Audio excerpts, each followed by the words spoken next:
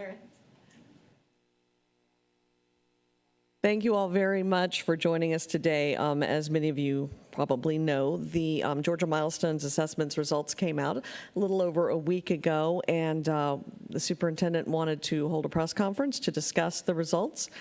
We have not just Dr. Watts, but also several people from the academic side and from the assessment side of the district to talk a little bit about those results, what they mean for the district, and what changes we might make to try and correct any deficiencies, and also talk a little bit about the things that went really, really well that we're very proud to report.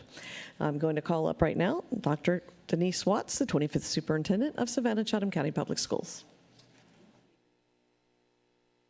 Thank you, and thank you to our media partners for being here today. You all continue to be an important ingredient in how we communicate with a variety of stakeholders and tell the story of Savannah-Chatham County Public Schools. Obviously, the release of our GMAS data is an important chapter in our performance as a school district and the way we tell the story of student achievement in Savannah-Chatham County Public School System. I am ending the second year of my transition as superintendent and beginning to see evidence of the work over the last 2 years. And I think as I transitioned into the district, I don't think I know, and I'm with confidence I can express that literacy was established as our North Star. Side by side with that sentiment, I have also continuously reinforced and said that data never lies, but it doesn't tell the whole truth either. So of course, today you'll have an opportunity to see the results and the data as it relates to our GMAS scores, but we need to and will always put context around that. And then the second point that I want to emphasize is that improvement is a gradual process and it requires time and patience. So obviously today in just a few minutes you'll be able to get a little bit more insight into our student outcomes. Keeping in mind that GMAS data primarily tells the story of year-over-year improvement across all tested subject areas. It does not give us what our K-2 experiences are in terms of performance, and it also doesn't follow our kids by cohort. So essentially, when you are seeing our data, you're seeing last year's third graders compared essentially, which those students now are fourth grade, you're seeing this year's fourth grade compared to this year's third grade. So we're looking at different cohorts of kids when you strictly look at GMAS. But today we'll give you some insight to what it looks like when we track our students, which means following third grade as they matriculate on to fourth grade, so on and so forth. You won't get a lot of insight today into AMIRA. AMIRA is our K-2 assessment, but I am excited to say that we are seeing across kindergarten through third grade decreases for our students that are showing significant deficiencies in reading. Again, those data points do not show up in GMAS, but it is an important part of the way that we tell the story. As it relates to literacy, we maintain that literacy is our North Star. We do see some outcomes that suggest improvements as it relates to cohorts, but we're also seeing a similar trend as the state, and we see a decline in performance. And so again, you'll hear Dr. Laura May come up and talk about that more in just a moment. I would like to highlight that our observations in classrooms and our teacher perception of our two main literacy strategies, which has been the implementation of a new curriculum, HMH curriculum, and training for teachers, an 18-month training in letters. The perception of our teachers has been overwhelmingly positive, and that is a positive leading indicator into what I think the future will be. Let me be clear. I want to emphasize that I'm not satisfied with our current results, nor am I declaring success of any kind. Today is about highlighting the progress we have made in certain areas, as well as the areas where we are not seeing the progress that we intend to make. I do know that as my role as superintendent, I am constantly keeping in mind that change is a process that takes time and patience. We are working through thousands of students and hundreds of teachers, and when you are implementing big things like science of reading across classrooms, the scaling and the implementation takes time and an investment long term. Again, my initial reactions to the data was disappointing. I had to step back and take a look at it from different perspectives, and I hope that you all will do the same as well as you look at our performance. There are lots of different things in our context that we're grappling with, and no single data point tells the story of how we are performing in our schools. So we take full accountability for our results, and we remain urgently focused on improvement. Most importantly today, I want to highlight that we will have our chief of schools and our chief academic officer come up and speak to you all about next steps. Because we want to have a response to the data. It tells what we are doing currently, or it shows our performance currently, but it does not speak to what we will be doing as we move forward. So I look forward to having those aspects highlighted to you as well in the next few minutes. So with that said, I will ask Dr. Laura May to come up and walk you through the data points as it relates to GMAS.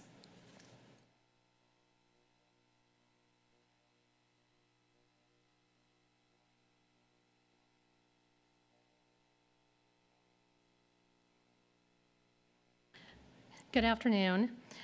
Thank you for allowing me to speak on the district's performance on the school year 2025 Georgia Milestones assessment. As you all know, this focuses on summative assessment of student performance in English language arts, mathematics, science, and social studies. And when you look at the performance overall of the district, what you should note is that our performance mirrored that of the state. So while we see declines in English language arts, we will see there were gains and significant gains in math and science. One thing I do want to note before getting into the district data is the fact that our gains in math and science outpaced those of the state for the elementary grades. So with no further ado, let's look at the district performance in English language arts. In English language arts, content mastery scores declined for both grades 3 through 5 and middle grades 6 through 8. We saw similar declines with regard to those students performing at the proficient level and above, with a 3% decline for elementary grades, yielding 30% of those students scoring at the proficient and above levels, and a 2% decline for the middle grades, with 29% of the students scoring at the proficient level and above. This was mirrored at the high school level, with American literature and composition declining by 6.4 points in content mastery. We had a 48.8, with 28% of the students scoring at the proficient and above level, which marked a 7% decrease from the previous year. With respect to reading on grade level, what we saw were slight declines with regard to performance in grade 3. As you know, grade 3 is of significant importance with regard to students reading at the proficient level and above. Our performance for school year 2025 yielded a 53% reading on grade level and above for grade 3. For the elementary grades overall, so for the grade band 3 through 5, 54% of our students were reading on grade level and above. That marked a 3% decline over the previous year. Similar for the middle grades, with 54% of our students and also a 3% decline. At the high school level, we saw 60% of our students reading at grade level or above, and that marked a 2% decline over school year 2024. As we progress to mathematics, that is where we see that we had gains with regard to students scoring at the proficient and distinguished levels for school year 2025, 35% for grades 3 through 5, and 24% for the middle grades, staying on par with the previous year. Content mastery rose similarly for the elementary grades by 2.5 points, yielding a 57.8 content mastery score. With regard to our high school course, Algebra, Concepts, and Connections, our content mastery score was a 49.5, which marked a very slight decline of 0.3 points over the previous year. And 29% of our students scored at the proficient or above level, marking a 1% decline over school year 2024. Moving on to science content mastery, that is where we saw significant gains at both grade 5 and grade 8.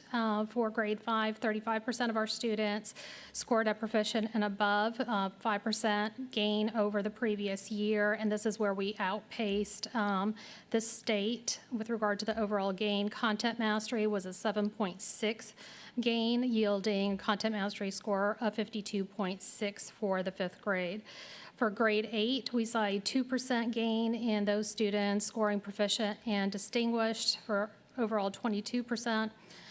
And we had a content mastery score of 35.4, which marked a 3-point gain over the previous year.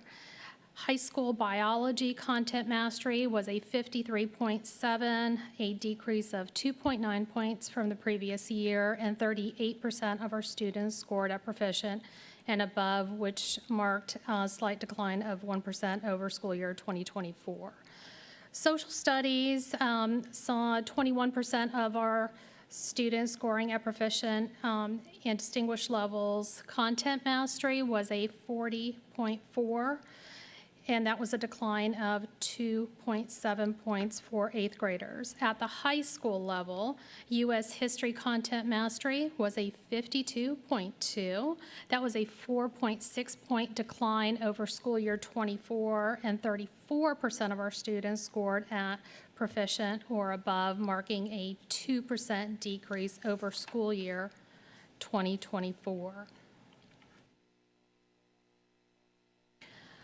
One thing that the GMAS performance does not show you is truly how unique sets of students progress from one grade level to the next and how they improve. So what our team did was, in fact, engage in a matched cohort analysis of our GMAS data. What that means is that we took 3rd graders in school year 2024 and matched them to their performance in 2025 as 4th graders. So we were able to do that from 3rd to 4th grade, 4th to 5th, 5th to 6th, 6th to 7th, and 7th to 8th.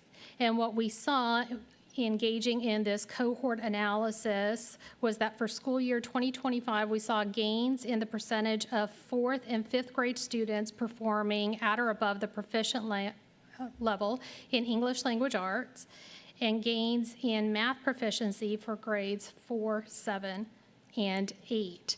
So that is really notable that students are growing year over year. Similarly, when we look at the matched cohort analysis with regard to content mastery, what we saw are ELA gains for 4th, 5th, 7th, and 8th. And we saw content mastery gains for mathematics for 4th, 7th, and eighth grade students. So you'll notice that the trend is in that positive directions. Students are definitely learning and gaining that performance ground year over year.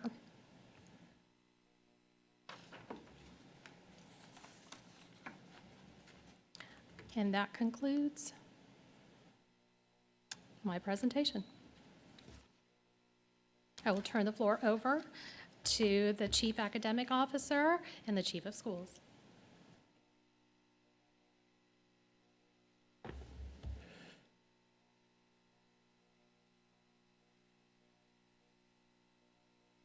So great afternoon. You've heard the results from the GMAS end of grade and end of course last year. And I want to take a step back just for a brief moment to acknowledge where we are in our journey. Our superintendent just referenced that this year is especially important for us because it marks year 2 of our curriculum implementation and year 2 of our science of reading training for our K-5 teachers. We know that when we introduce new curriculum, there is a possibility of an implementation dip. However, what matters for us really is that in year 2, we move deeper by focusing really on helping teachers not only just use the resources, but fully internalize and integrate those resources into the classroom. And that's going to be really important for us, particularly as we transition into our Georgia's new K-12 ELA standards. So while the data does show some areas where we need to improve, it also reflects that we are in the learning process as a district, and that's something that we're going to lean into with a very clear strategic approach. So I want to walk you through, Dr. Barnes and I, those strategies that we're putting in place to do a few things and to do those few things well. And that's first to strengthen core instruction, really prioritize closing literacy gaps, providing differentiated support for schools based on the data, and also being positioned to adapt where needed, and really to accelerate learning across all of our schools. And so we've identified 4 strategies, and together they really tell the story how we'll build on year one, sharpen our practices, and move forward, as the superintendent indicated, with a sense of urgency. So as we think about strengthening core instruction, this is about getting the foundation right. We're making sure that classrooms are anchored in high-quality lessons aligned to the standards, where students are engaged in meaningful learning experiences. Our teachers will be receiving very specific training around the integration of our new ELA standards with a particular focus on writing.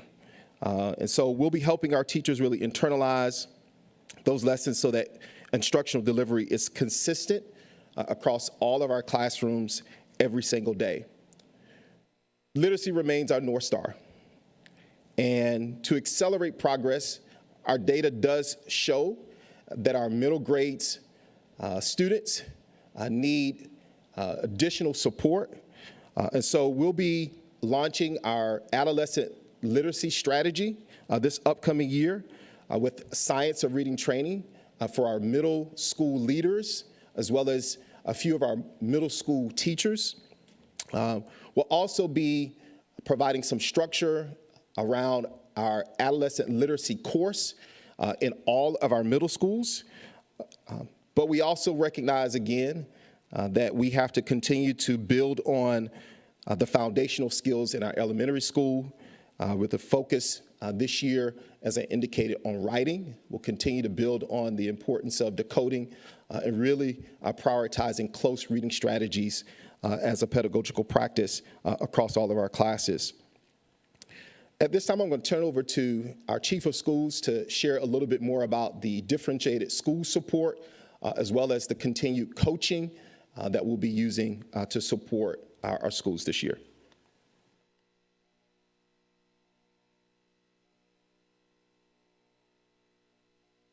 Good afternoon, and thank you, Mr. Butler. As Mr. Butler has shared, with the implementation of new curriculum, as we focus on the content, we also have to focus on the student learning experience and the overall learning environment for each of our schools. As we do that, we're putting those things into two buckets. We're going to focus on building teacher development, the pedagogical approach to delivering a high yield curriculum, a guaranteed valuable curriculum. And also, we're going to focus on building leader instructional capacity to ensure accountability for all our students are learning at high levels. The second bucket we're going to focus on is that differentiated support for some of our schools that we are deeming to be priority schools that need additional assistance so that we can align people, time, and resources in the support of children. Some of the key actions that we know that we must take. We know that we have to implement a robust, predictive, formative assessment strategy. This will allow us to monitor trends across schools and patterns that we're seeing in terms of student learning. In doing so, we will use that information as we implement a system-wide data-driven instructional protocol that we'll be using across all schools. Using this information will allow us to go deeper into our instructional action planning. Also, it allows us to set the course for our observation and feedback framework in which we provide regular and specific actionable feedback to teachers as well as to our principals. In our differentiated support schools, we are narrowing down our instructional focus to ensure that we are having intense coaching for those that need it, and that we're also refining our coaching to leaders and to our teachers. Additionally, we're taking the information that we learn from these schools to leverage that as we continue to look at strategies to support schools across our district. Our principals are poised to move forward as they have built aligned school improvement plans and continue to refine those plans for how they are tackling their data. And as you saw in the data, we have some bright spots, and we're leveraging those strategies to continue to build on what's going well, and then be able to use those strategies across the district. Additionally, our teachers are continuing to receive that intentional feedback from our academic coaches and our school leaders so that the things that we have identified as pedagogical approaches to teaching the content happens at a high level. Thank you.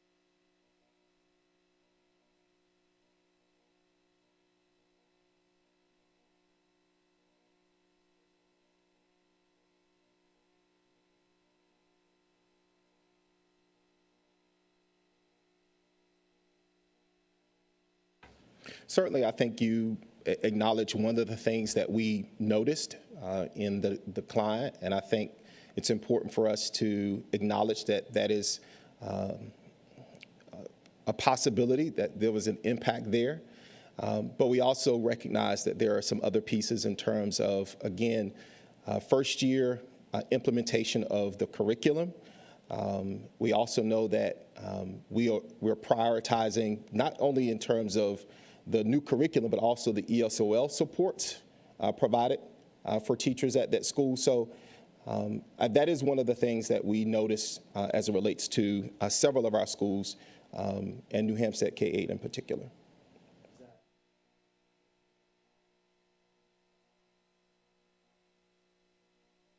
Yes.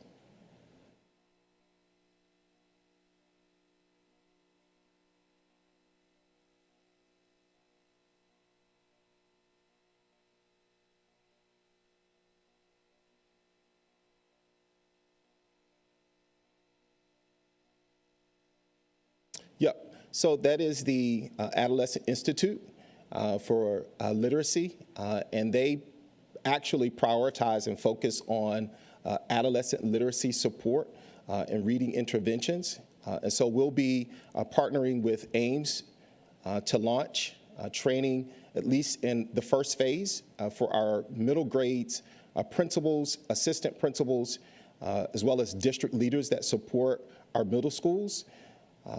And then also rolling out that pathways to proficient leadership, and then also for our middle grades teachers, particularly our remedial education program teachers at each of our middle schools as part of year one's adolescent literacy strategy.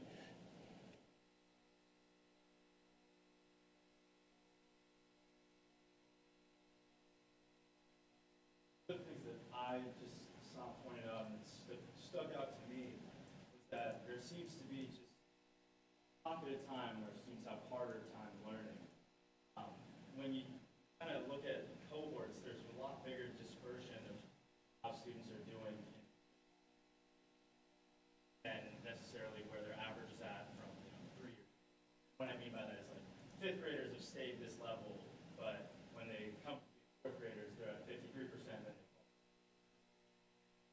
What is up with, kind of specifically the report that I'm looking at is at a 14-point drop. After the year after that, the students who were in sixth grade last year had a 12.8 that graduated from that. Maybe a specific time or specific grade for students. Well, we know that there is a transition, obviously, from elementary to middle school, and we also know that our middle school teachers, although they are expected to provide a structured literacy block, have not been equipped with all of the training to be able to address students who may transition to middle school behind. And so I think those are some of the things that we've noticed in the data and that we'll continue to explore. What we acknowledge is that support is needed at our middle schools, and we want to accelerate that. And also, I think it's important to note, again, just acknowledging the realities of the students and their experiences over the years. These are students who may have missed out on some of that support as a result of COVID. And so we have to take a look back at those cohorts and see the year in which they may have missed some of the structured learning experiences. And so those are things that we continue to sort of explore in our review of the data. But again, as we share, what we know as we move forward is that there's a sense of urgency around not just our adolescent learners, but really continuing to strengthen the foundation at the elementary school. Come up with on how to kind of help out with that, manage that gap, bridge that gap. Yeah, so that is part of the work that's happening with the adolescent literacy work that we'll be doing. Again, we'll be prioritizing our students that are not reading on grade level or that are 2 or more grade levels behind.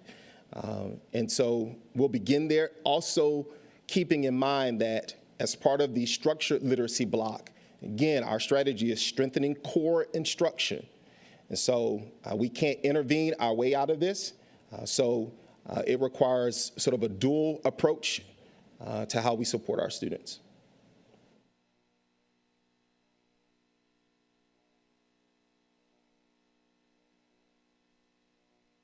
Yes.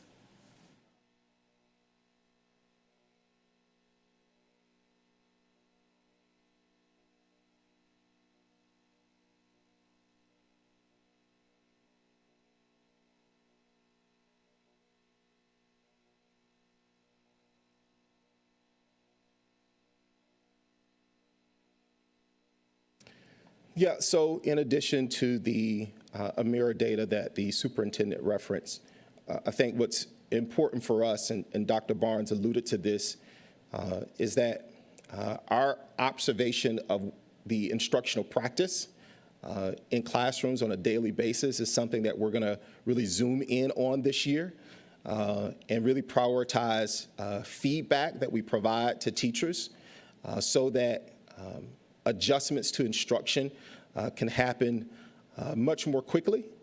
And so that is a lot of the work that's happening and the data that we'll be looking at, those lead indicators, to help us provide specific support not only to teachers but also to schools where we see there are some existing challenges.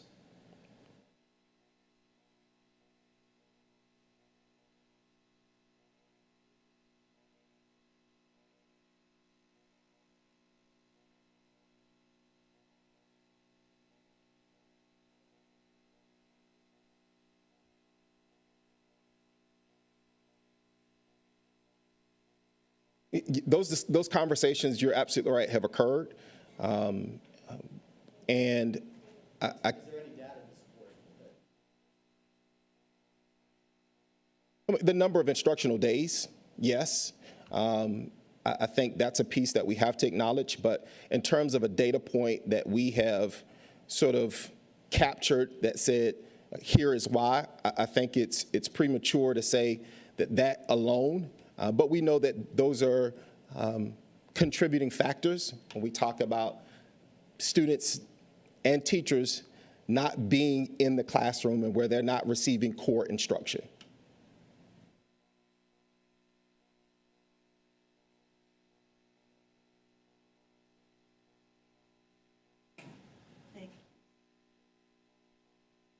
All right, thank you all very much for coming today. We know the community is very interested in our assessments.